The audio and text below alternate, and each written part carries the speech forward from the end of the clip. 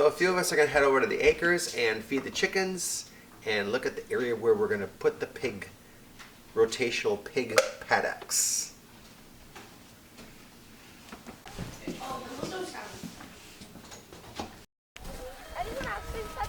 At the acres, the kids are headed over to the wood pile to unload the last load of wood from the hunting land, and we are going to feed and water the chickens and the ducks.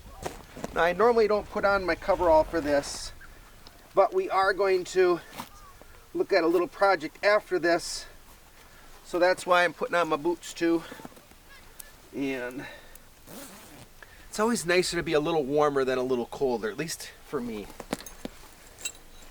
We did lose one of our critters here the other day.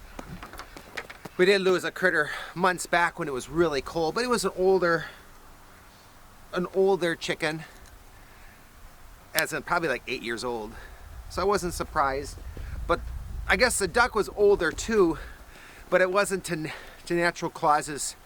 The whole head was gone down into the shoulders. So I'm guessing hawk or bald eagle would be my guess.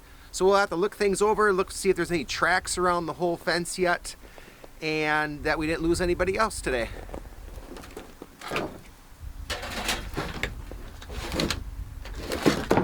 So water and compost is what we have along from home, and then our feed is inside the eggmobile.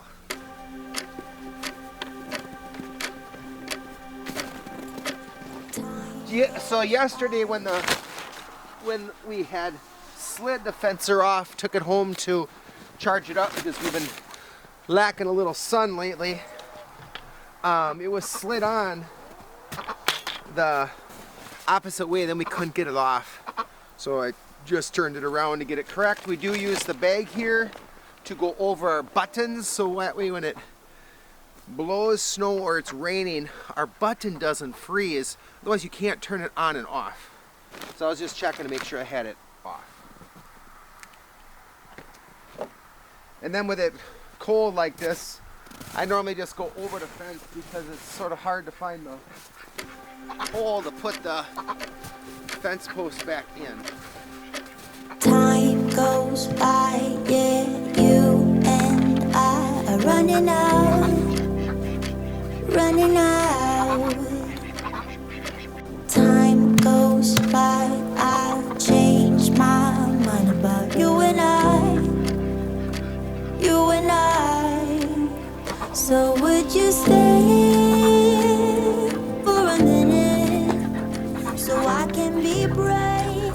Let me catch my breath.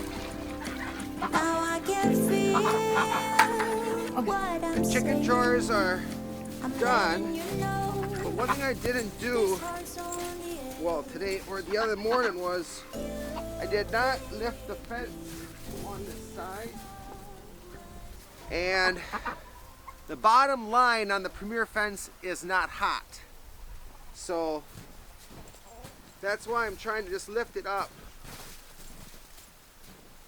to get it above the snow level.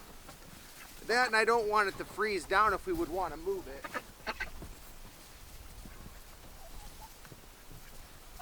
And I'm looking to see if there's any paw prints from any animals trying to get in. Fence looked good all the way around.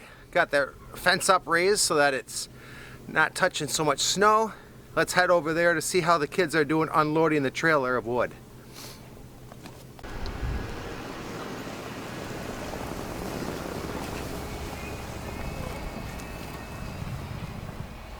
How's it going, guys? Good. All right. Were those pieces a little heavy for you getting off the trailer? We just rolled them. Well, that's good. All right. Well, good job.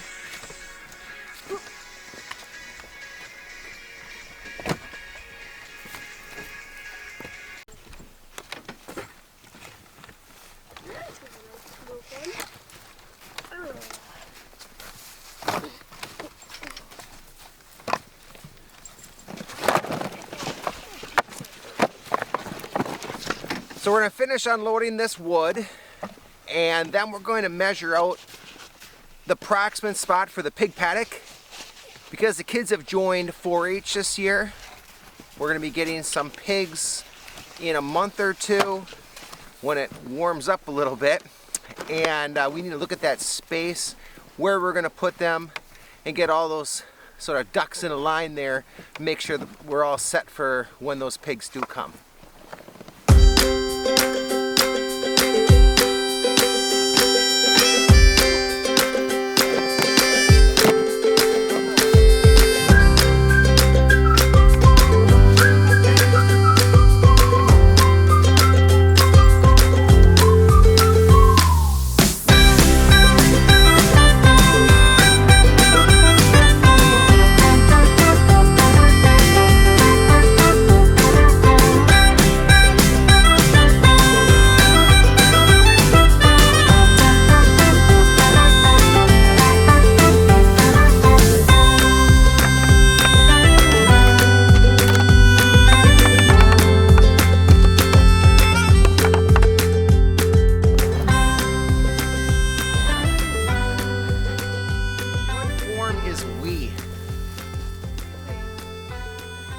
Singular or is that plural? If we question it a little bit longer, you'll be done. Girls. Dad, you got this. Yeah, go done. Eat it.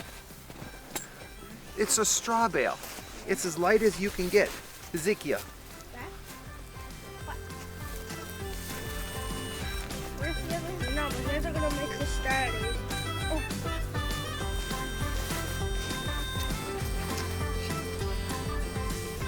There you go.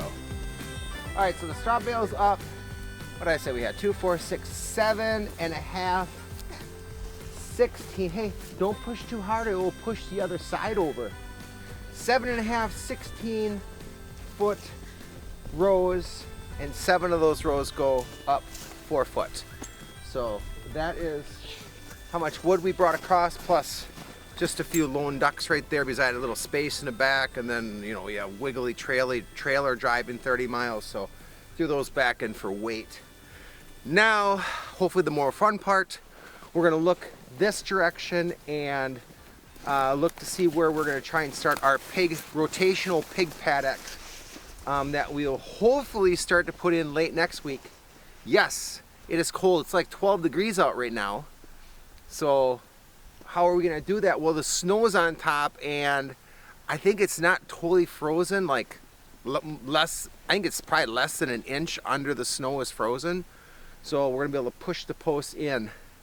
So that will be in 4 or 5 days, but we wanna measure it out and then get supplies.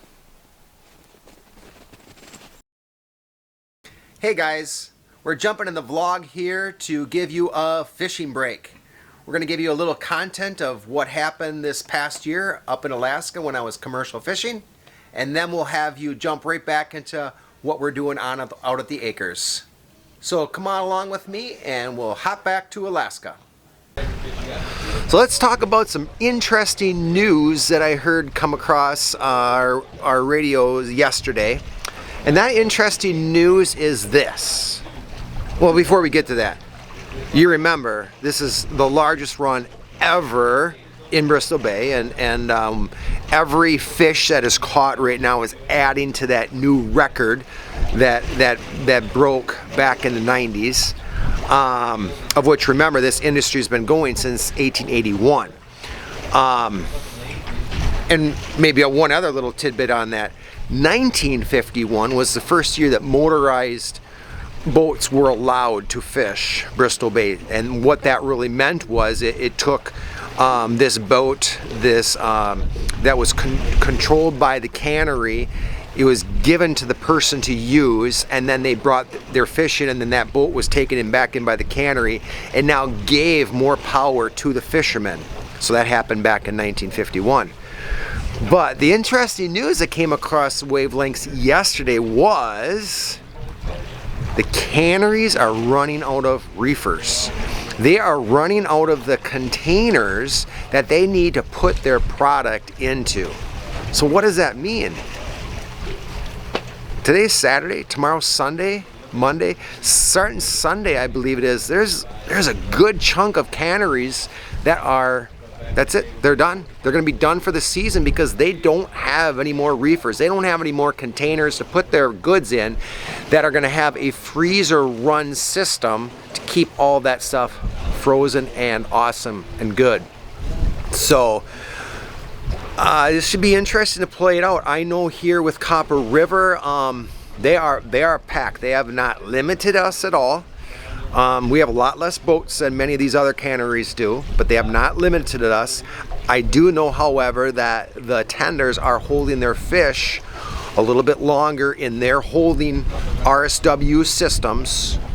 So, you know, if we dive back a little bit into what goes on there, remember that, so the fish start in the water, and then they come aboard our boat that's RSW, and some boats are ice, so they'll have ice on their boat. So when their fish come on board, they put them in water, they put ice in there, they mix up to an ice slush, so it's really good as well.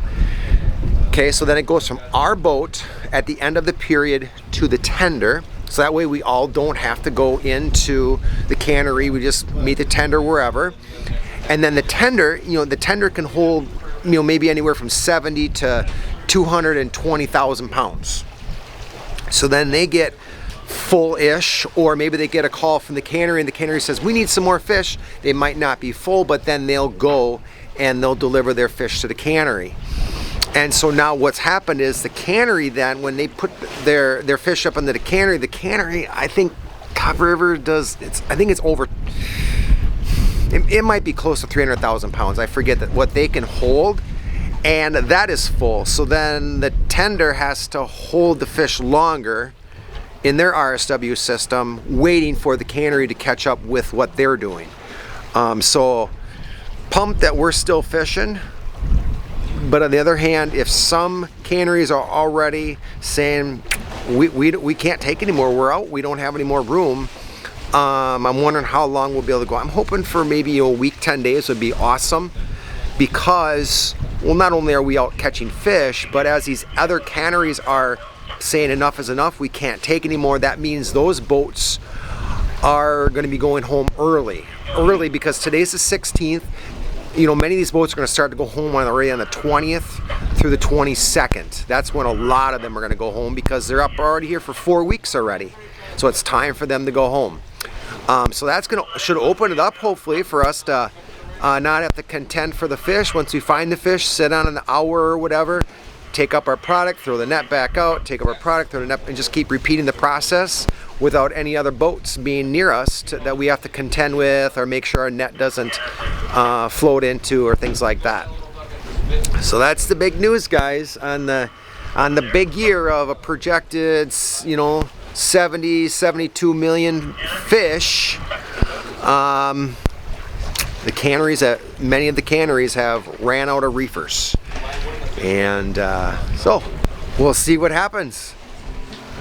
It's getting closer, but it will never let us down. So we're not 100% sure where the property line overlays. Many of you who have fence lines or crop lines, if you don't till it close, you know that it gradually sprawls out. I think that's what's happened here, because these trees behind me, like this guy here, especially those guys there, they're really big. They just didn't grow up in the last 10 years. They've been there a long time. Whereas like this little guy here, and maybe even this guy here, could have been the last 5 years. So we're just trying to figure out where we're not going to put the fence here, but where the edge would be, that if we needed to do a little clearing, we could get to it. So I think we're going to start here, go 144 that way, and then sort of see how that puts the distance between the pig paddock and where the edge of the garage would be. All right, so who is going to be my holder here? And then I'm going to walk out 144.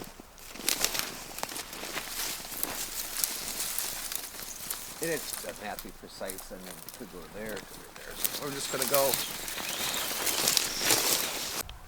How does this straw wood pile look to you? Is that straight up? Or is that still back? How much?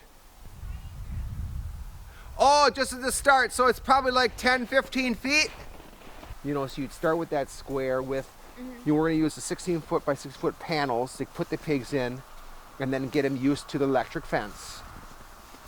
And then they're gonna start their rotation here and come across. Yeah, I think it would look good like that. And it'll be functional. Yes. So put that up in the upper corner, 5 in a row, one full, and then the half guy on that corner. Yes. Can I start the car? She must be a little cold.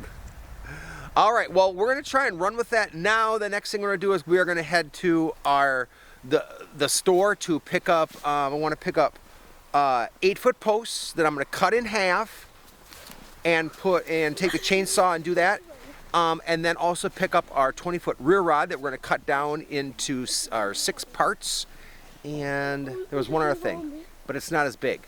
But those are the 2 biggies I can work on the next few days before we come back out and try and put in some posts. Which I'm going for some round wood posts. Round wood posts. Do you know which direction? They're gonna be treated, and they're 8-foot long round posts. On the north wall, if you drive straight ahead, that'll Yep. be the north wall. Yep. Other than that, it's going to be on the other side of this warehouse. Okay. Thank you very much.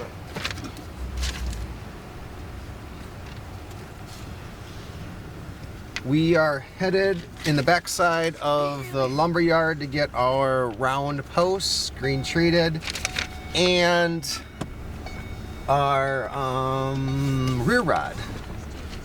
So we'll see how quickly we can find it amongst all the other building supplies that are out here.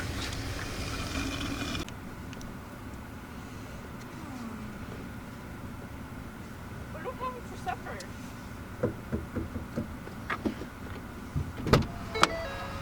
So that's right when we enter is the rebar. And I did not ask him on the post because I think the posts are up here that we passed. So I will stop to get out. There's so many choices back there, so many numbers, right? They were big! Wait, what's the number? 111, 56, 22. Right there. Yeah, what about these? Those are like 4 times bigger. I gave you a number. You just said there's a whole bunch of numbers. I said it was a round post. Round, round, and round.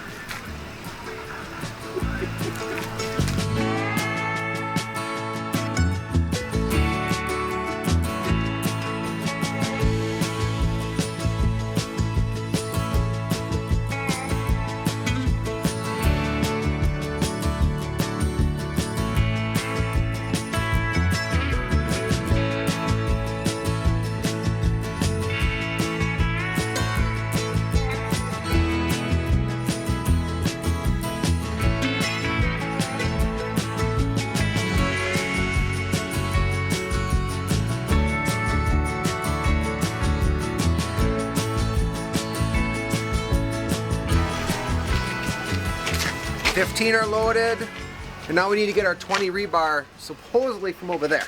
Now he said on the other side of the west warehouse. So,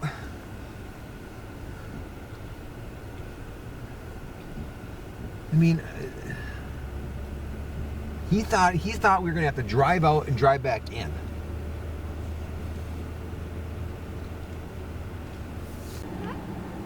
You're the second one. 1 out of 8 people. Okay, so now I think we're headed to the middle. We're gonna make a circle here. Guys, we're looking for long bars. I don't even know if I can make this turn. We are gonna load up the rebar now, head home, have supper, and call it a day. Thanks for watching, and we'll see you on the next one. That's fiberglass rebar. Oh, must be right on the other side there.